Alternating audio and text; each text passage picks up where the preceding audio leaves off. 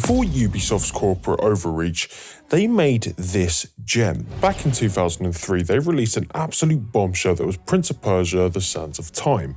For its time, stunning visuals, acrobatics, a decent combat system, and a rich story. It was a game that honestly blew my younger mind as I frantically tried to recreate a specific mechanic unsuccessfully, something that back in the day seemed to be the most profound thing I had witnessed, and just complete genius. Hold on though. Let's quickly talk about games in the early 2000s.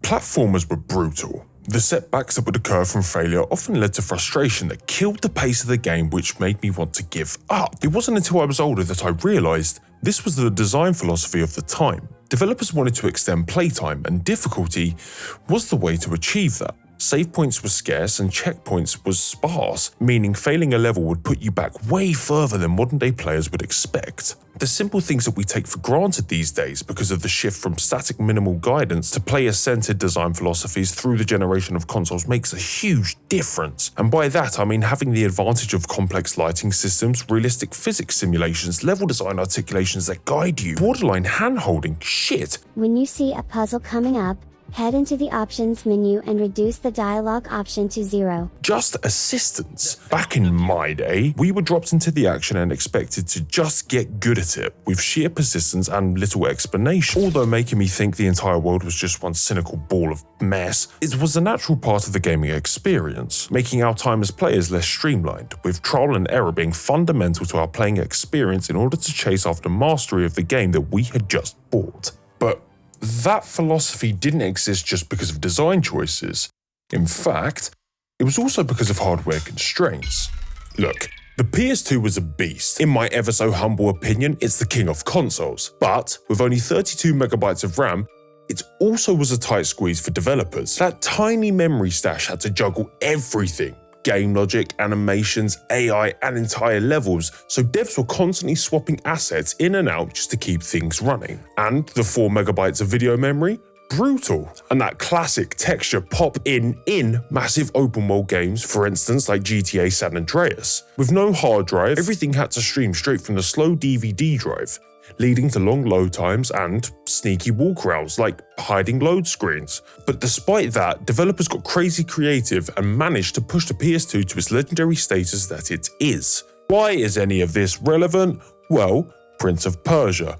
About fucking time! I know it's taken a minute, I apologise, but the reason to why it was so impressive was because all of this information I have just spat at you, Ubisoft managed to pull off a relatively vast game with the mechanic that throughout the entirety of the game has a chokehold on that problematic maximum 32 megabytes of RAM.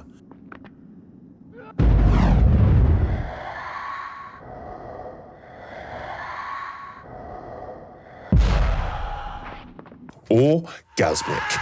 This was a bloody technical marvel, man. Genius. The Sands of Time completely flipped the script. A magical artifact that let players rewind up to 10 seconds of gameplay. That jump you missed?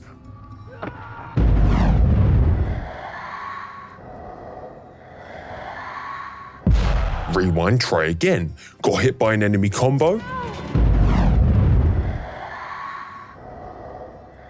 Reverse time and dodge instead. It was more than just a mechanic.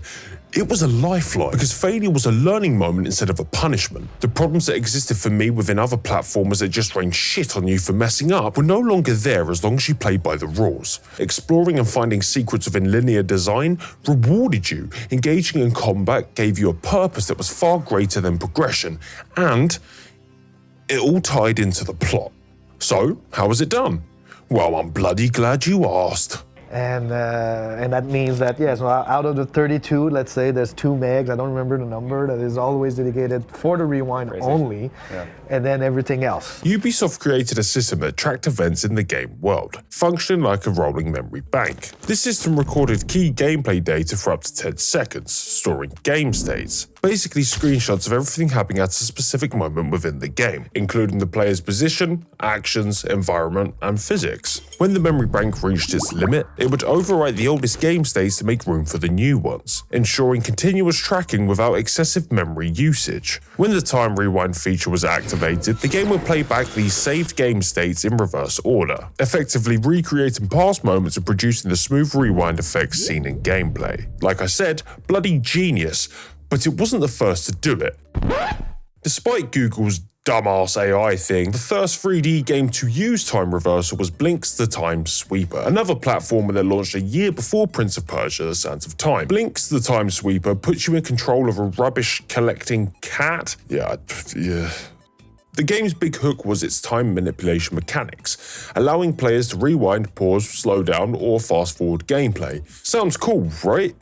Well, in theory, yes. In execution, no, it's a fucking awful, chaotic, convoluted mess. To be honest, I played it and I still have zero fucking idea what was going on in this gigantic Japanese acid trip. The story had something to do with fixing broken timelines by vacuuming up crystals. Evidently, I don't really care. But I bring it up for a really important point. Both Blinks and Prince of Persia attempted to innovate with time manipulation. One became a legendary classic, the other a weird, janky relic of early 2000s game design that mostly is remembered as being the Xbox game with a cat. A feature, no matter how innovative, is just a tool. It needs to be integrated into a well-rounded game. Blinks treated time control as a cool selling point, but didn't refine the platforming, combat, or overall game flow around it. The result?